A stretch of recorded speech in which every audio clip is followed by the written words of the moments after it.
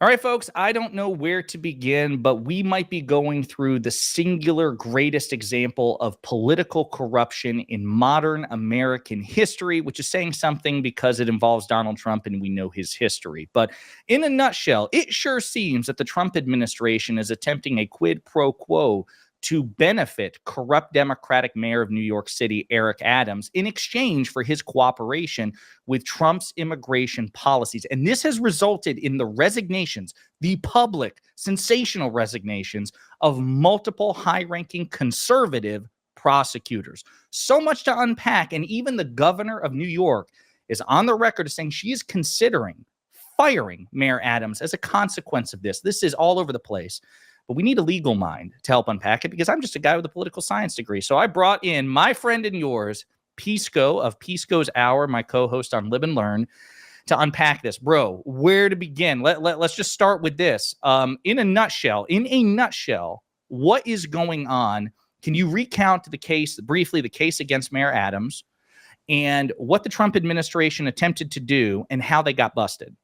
Yes, thank you so much for having me on. This is really explosive stuff. It's worse than Watergate. It's the third Friday night massacre we've had in like 3 weeks, and it is absolutely explosive stuff of evidence of corruption, really, of this administration. So if you recall, the Eric Adams, the mayor of the city, the current sitting mayor of the city, was indicted for corruption, for bribery, for taking money from Turkish officials in exchange for official acts, as well as messing around with evidence. The evidence appeared to be quite strong. There were text messages on the record.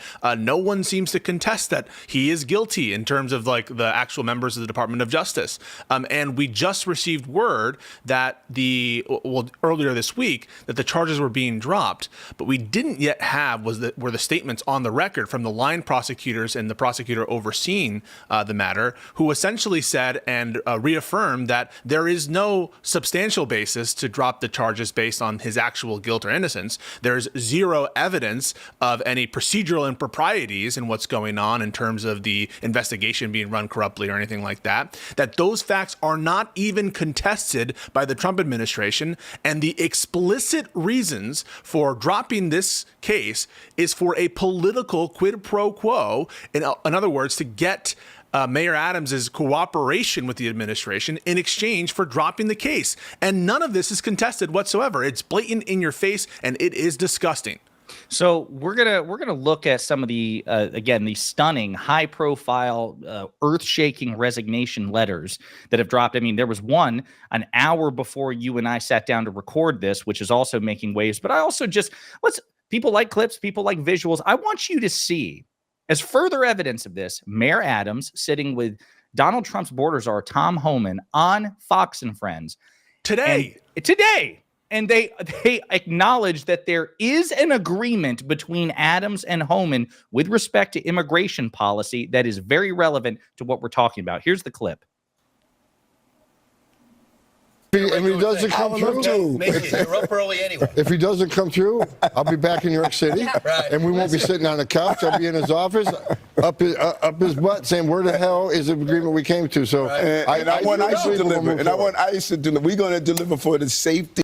So there you go. Dog walking him, completely dog walking him like the Trump administration's own stooge. It is insane, the level of corruption. They're on Fox News flagrant about it and telling you, hey, there's an agreement we're having, and if he doesn't keep to his agreement, we're going to come back. Josiah, we really need to get into the nuts and bolts of what exactly was agreed to between the parties. But just so the audience is aware, they have dismissed the charges, and you'll see in this letter to Pam Bondi by the acting U.S. attorney, a Trump appointee, by the way, who's only been on the job 3 weeks.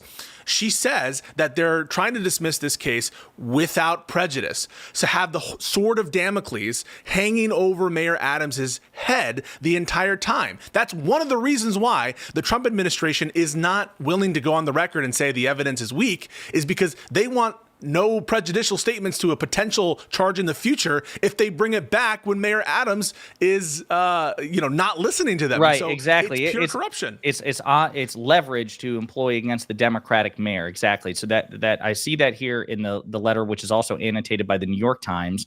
Emil Bove, Trump's former defense lawyer and now top Justice Department official, ordered Sassoon, again, a conservative Trump appointee. She's a member of the Federalist Society. Scalia clerk. She wrote, she clerked for the late conservative Justice Antonin Scalia of the Supreme Court. She also recently wrote a scathing condemnation of former President Biden with respect to some of the pardons. So again, she is a partisan conservative. And even she says this is a bridge too far. So when you're talking about getting into the nuts and bolts of it, doesn't the letter indicate, I mean, she spells out explicitly that there is a quid pro quo here, and that even that her superiors attempted to take action to conceal evidence of it. Wasn't that he ordered her to, he seized the notes and documentation about this as well? Can we talk about, again, the evidence of the quid pro quo in the letter and their actions to conceal evidence of the quid pro quo? Yeah, so first off, it's footnote 1 that you're looking for. This is the footnote in which it's described that there was a conversation between the prosecution team from the Southern District of New York, and the Southern District of New York has a reputation for being independent. It's known as the Sovereign District of New York. They're really trying to be independent from the main justice and also obviously from the President of the United States, but this president doesn't care. And so in that footnote, you can see that there was a meeting between the SDNY prosecutors from the Deputy Attorney General and with Mayor Adams's counsel, where there's open discussions about what's going on in terms of helping out on immigration in exchange for leniency and dropping the charges. That it's not even contested in the conversation. So that's one piece of evidence. Then it's noted and it's not even contested. It's in the same footnote I see here about the notes. Mr. Bove admonished a member of my team who took notes during the meeting and directed the collection of those notes at the meeting's conclusion. Yeah, no, it's right there. And so that's one piece of it. It's like, okay, well, it's just he said, she said, right? No. There was also another conversation, which is attested to, where the comparison is made directly to the transfer of a prisoner, Brittany Griner, for the Merchant of Death, Victor Bout, which there was a lot of controversy about. But that's literally a quid pro quo that was used as an example to cite for this particular deal made with Eric Adams, comparing it to a trade of prisoners between the Russian Federation and America, a literal quid pro quo. And then finally, they openly released the letter where they say it's a quid pro quo, where they literally say, of the two reasons, one is obviously pretextual. It's like, oh, the former SDNY head has like a website. It's so obviously pretextual. I'm not even going to bore you about how much of a lie that rationale is. And the real reason, which they literally list, they put it out in a public letter that they've released to the public. It says to help us with immigration. And so there is literally zero contestation that this is a political quid pro quo. It is worse than anything Richard Nixon has ever done. It is one of the most corrupt actions in the history of the country. The Department of Justice is being turned into a political tool for the Trump MAGA regime. Yeah, so I want to, I pulled up this letter from Emil Bove because I believe there are actually two letters. And this one is, the most recent one is Emil Bove, who was cited in the footnote, who directed the collection of the notes that were taken, again, to try to conceal evidence of the quid pro quo, acknowledging in his acceptance letter of Sassoon's resignation, once again reiterating that this is an attempt to secure his cooperation with Donald Trump's broader political aspirations. So again, they're not concealing it at all. Let me ask you something, though. Why not conceal it? So I'm not an attorney. You're an attorney. My understanding is that when it comes to negotiating plea deals or, engaging in prosecutorial discretion, can't they take certain things like this into consideration? Is this illegal? Is this legal but corrupt? Like, can we parse through this? Because I've heard some people say, listen, prosecutors, they engage in, I mean, that's what a plea deal is, quid pro quo, right? Like, what makes this illegal or corrupt or legal but corrupt? Where are we? Yeah. So what makes this corrupt and, in my opinion, illegal, I think a bedrock foundation of this country is equal administration of justice. That's why it was so offensive, this ruling, the immunity decision from the Supreme Court earlier, which essentially said the president has this wide sweeping immunity while he's in office, and even after he's in office. So I do think it's illegal. And the reason is it's based on a political motivation. It would be like saying, I'm not going to charge someone if they're a Republican, or I'm not going to charge someone if you vote for me. Imagine that we were negotiating and I was going to say, I'm going to not indict you if you decide to vote with the boss this weekend in the vote that's coming up. Let's put a fine point on it for as a layman and somebody, who many of our audience, much of my audience are laymen as well. I imagine not all of them are attorneys, but okay. So you're a prosecutor, you're negotiating a plea deal with me or discussion of dropping the charges. What are the sorts of things you can extract from me as concessions or conditions of you either dropping charges, reducing charges? What are things you can rightfully extract from me? Yeah, cooperation in another investigation, potentially maybe some support for having a where you're going out and you're having I forget the exact terminology, but you state it out loud that you're guilty, and so there's a public sort of statement of it, where you're servicing the ends of justice. For example, let's say it's a very complicated case. Maybe you take the plea on some of the high level cases, and they agree to wipe away the rest of the cases or all the rest of the charges. So there are things related to your particular case, things related to the interest of justice in the long term, serving the public need. So all of those things are fair game. But what's not acceptable is to do things for political purposes. One, I think it probably violates the First Amendment if you're making preferences based on political allegiance. So, for example, we couldn't have a deal where you agree to drop the charges if I, as a private citizen, agree to vote Republican for the rest of my life. Right. You couldn't extract that sort of concession from me. Right, of course that would be improper. If I'm a politician, you couldn't extract the concession from me that I will vote for, let's say I'm a congressman or a senator, that I will vote for Republican bills as a condition of you dropping charges. There are clear limitations to what you, a prosecutor, can extract in exchange for dropping charges. 100%. In the Justice Manual, in the Rules of Professional Conduct, the criminal prosecution is considered one of the most powerful tools of the government. It's the ability to lock you away forever. And absolutely, there are guiding principles in the Due Process Clause, in the First Amendment, in the principles of justice themselves that prevent this kind of quid pro quo. It would turn our country into Russia or Hungary. I mean, think about everyone talking about corruption in Ukraine. One of the major sources of corruption for Ukraine for so many years was the Prosecutor General's office being used like this, being used as a tool for political expedience and to go after the enemies of the regime. That's why Navalny was in prison in Russia. This is one of the death knells of a democracy. And so we cannot let this go by and just ignore it. This is one of the most corrupt things ever. And what you have right now, Josiah, which we should point our audience to, is a standoff. There are tons of people now about to be fired. And why don't you pull up that tweet? Yeah, I'll pull that up in just a second. I just want to put a fine point on this. So again, as far as I'm aware, this is from the headline from the most recent New York Times article. Manhattan's U.S. District Attorney resigned Thursday rather than obey an order from top Justice Department officials. Then, when Justice Department transferred the case to the Public Integrity Section in Washington, which oversees corruption prosecutions, two men who led that unit also resigned. So back-to-back resignations. And then several hours later, three other lawyers in the unit also resigned. And then we will get to the rest of the Public Integrity Unit because that's a really powerful point to close off of. But then on top of that, there was, again, within the past hour, a major bombshell of a letter from Hagen Scotton, who is a line prosecutor, and he gave a very short letter, but I just want to end with this one, which is, there's a tradition in public service of resigning in a last-ditch effort to head off a serious mistake. Some will view the mistake you are committing here in light of their generally negative views of the new administration. I do not share those views. I can even understand how a chief executive whose background is in business and politics might see the complicated dismissal with leverage as a good, if distasteful, deal. But any assistant U.S. attorney would know that our laws and traditions do not allow using the prosecutorial power to influence other citizens, much less elected officials, in this way.